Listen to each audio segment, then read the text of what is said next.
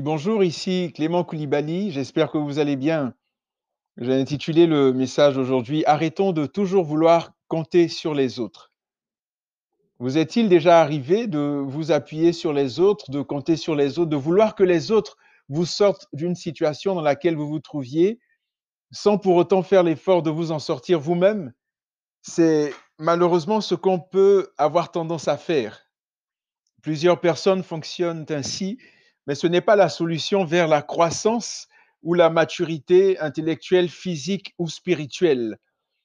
Si nous comptons toujours sur nos parents, sur nos amis, sur nos collègues, sur nos frères et sœurs, sur le gouvernement, etc., il y a des choses que nous ne réaliserons jamais nous-mêmes, des niveaux que nous n'atteindrons jamais. Attention, je ne dis pas que nous devons refuser systématiquement toute aide ou éviter de demander de l'aide si nous sommes dans le pétrin. Je ne dis pas d'être fier, orgueilleux ou prétentieux. Je dis plutôt qu'il faut éviter de développer une certaine dépendance de l'autre. Voyons un exemple en particulier. Vous rappelez-vous de Simon le magicien qui s'est converti sous le ministère de Philippe en Samarie? Faisons tout d'abord, un voyage dans le temps, au temps des apôtres, donc de l'Église primitive, afin de mieux saisir le contexte. Donc le passage se trouve en Actes chapitre 8, versets 4 à 17. Verset 4, ceux qui avaient été dispersés allaient de lieu en lieu et annonçaient la bonne nouvelle de la parole. Philippe descendit dans la ville de Samarie et y prêcha le Christ. Les foules tout entières étaient attentives à ce que disait Philippe lorsqu'elles apprirent et virent les signes miraculeux qu'il accomplissait. En effet, des esprits impurs sortaient de beaucoup de démoniaques en poussant de grands cris, et beaucoup de paralysés et de boiteux étaient guéris. Il y eut une grande joie dans cette ville. Verset 9, un homme du nom de Simon se trouvait déjà dans la ville. Se présentant comme un personnage important, il exerçait la magie et provoquait l'étonnement du peuple samaritain.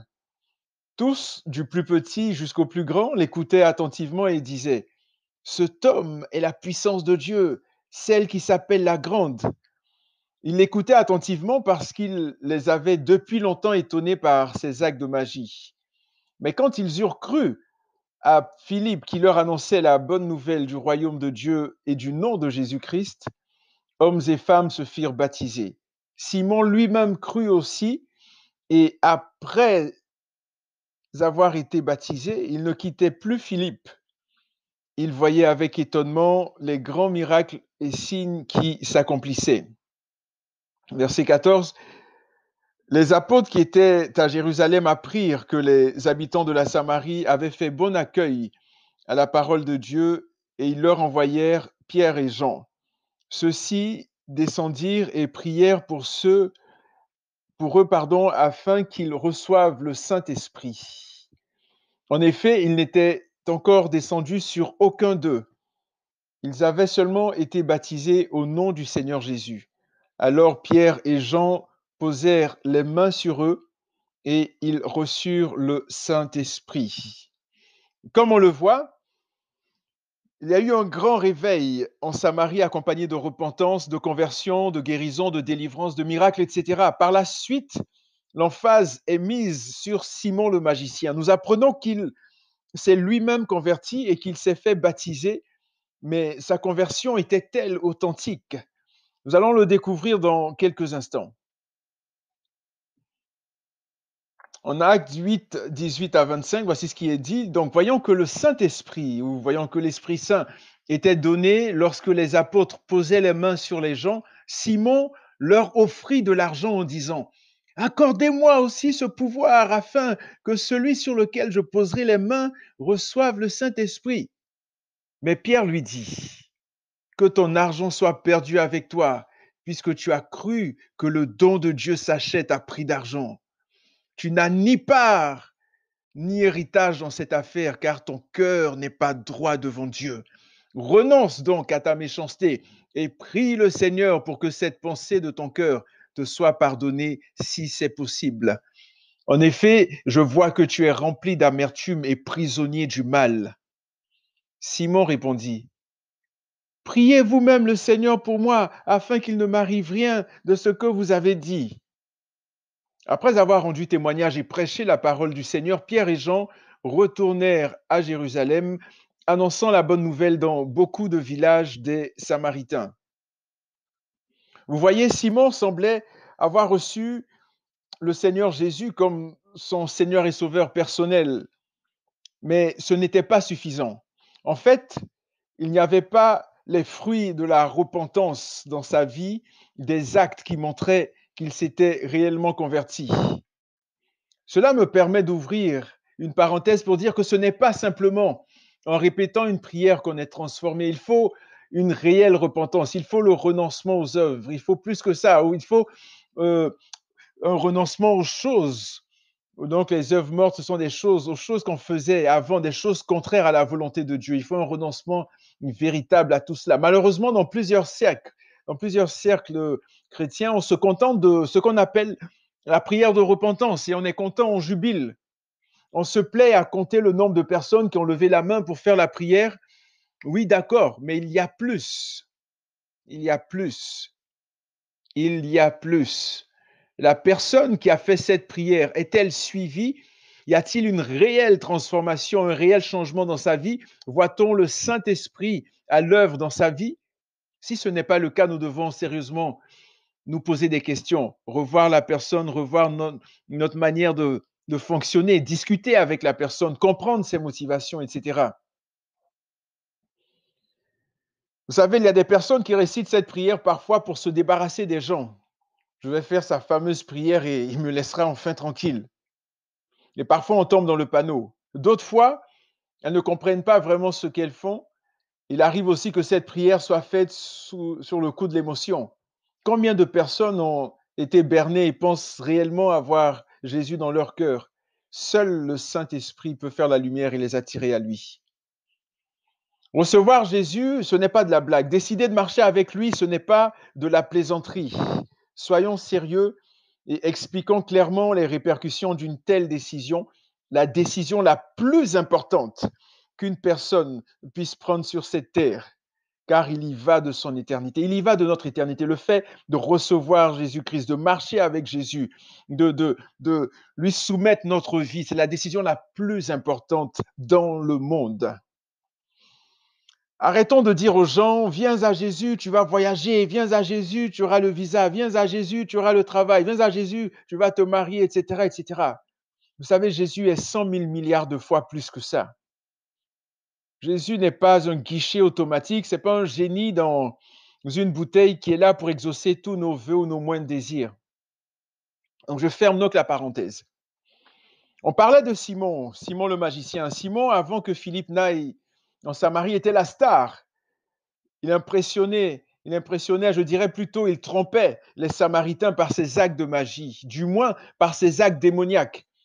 Et voilà qu'en entendant Philippe et en voyant tout ce qui se passe, tout ce qui est en train de se passer, il se convertit et se fit baptiser. Par la suite, Pierre et Jean vinrent en renfort pour aider Philippe dans ce grand réveil en Samarie et ils amenèrent une autre dimension, la dimension du baptême dans le Saint-Esprit. Et c'est là que nous allons voir ce qu'il y a réellement dans le cœur de Simon. En Acte 8, pardon, 18 à 19, il est dit, voyant que l'Esprit Saint était donné lorsque les apôtres posaient les mains sur les gens, Simon leur offrit de l'argent en disant, accordez-moi aussi ce pouvoir, afin que celui sur lequel je poserai les mains reçoive le Saint-Esprit. Oh, offrir de l'argent pour avoir la puissance, cela ne vous rappelle rien? Combien de faux serviteurs de Dieu ou de vrais serviteurs de Dieu qui ont malheureusement fait naufrage, qui se sont éloignés du Seigneur, vont voir des sorciers, des marabouts, des féticheurs pour avoir la puissance, une pseudo-onction pour tromper les gens, pour s'enrichir, pour que leurs assemblées se remplissent. Combien y a-t-il de Simon le magicien aujourd'hui? Si vous en faites partie, repentez-vous. Il en va de votre éternité. On veut le pouvoir, on veut la puissance, on veut impressionner les gens, on veut les titres. on veut la gloire, mais le Seigneur Jésus ne fonctionne pas ainsi. Il n'est pas à vendre. On veut la gloire sans la croix, on veut la couronne d'or, de gloire et d'honneur sans la couronne d'épines, et ça ne marche pas. En tout cas, pas avec le Saint-Esprit. La repentance de Simon en était une de façade, sinon il n'aurait pas eu un tel raisonnement. Quoi, acheter le Saint-Esprit? Quel sacrilège! Mais comme Dieu est bon, voici ce que Pierre lui a dit. En Actes 8, 20 à 23, Pierre lui a dit, que ton argent soit perdu avec toi, puisque tu as cru que le don de Dieu s'achète à prix d'argent. Tu n'as ni part ni héritage en cette affaire, car ton cœur n'est pas droit devant Dieu. Renonce donc à ta méchanceté et prie le Seigneur pour que cette pensée de ton cœur te soit pardonnée si c'est possible. En effet, je vois que tu es rempli d'amertume et prisonnier du mal. Pierre a fait à Simon le magicien deux suggestions qui pourraient lui sauver la vie, car Pierre voyait que Simon était rempli d'amertume et prisonnier du mal.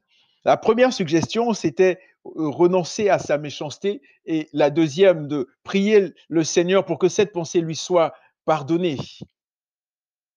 Pensez-vous que Simon le magicien s'est repenti et qu'il a suivi le conseil de Pierre? Non, absolument pas. Simon répondit, priez vous-même le Seigneur pour moi, afin qu'il ne m'arrive rien de ce que vous avez dit. Et on le voit dans Acte 8, 24. Ah, Simon, toi aussi. On te demande de prier pour toi-même, tu demandes à Pierre de prier, à Pierre et Jean de prier. Donc, au lieu de prier pour toi-même, tu comptes sur les prières des autres.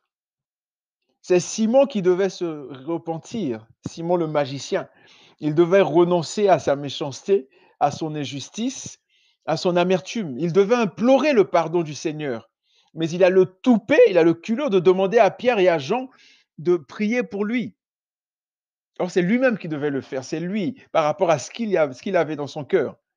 Et aujourd'hui encore, on fait parfois la même chose. Oh, mon frère, prie pour moi, hein, ma soeur, prie pour moi. Hein.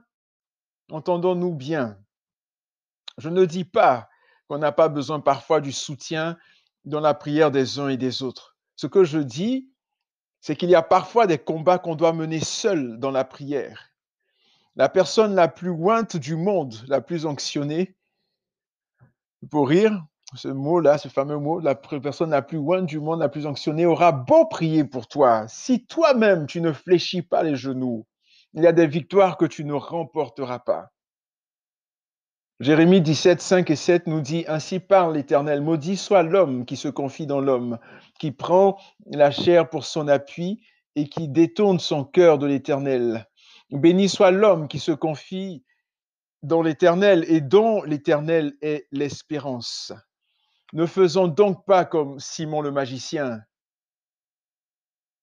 Ne soyons pas des Simon le magicien. Fléchissons les genoux, prions, supplions, invoquons le Seigneur. Peu importe le souci, le problème, la situation à laquelle nous sommes confrontés. À ce passage merveilleux dans Philippiens 4, 6 à 7 qui nous dit, ne vous inquiétez de rien, mais en toute chose, faites connaître vos besoins à Dieu par des prières et des supplications, avec des actions de grâce. Et la paix de Dieu qui surpasse toute intelligence gardera vos cœurs et vos pensées en Jésus-Christ. Que Dieu vous bénisse. Amen.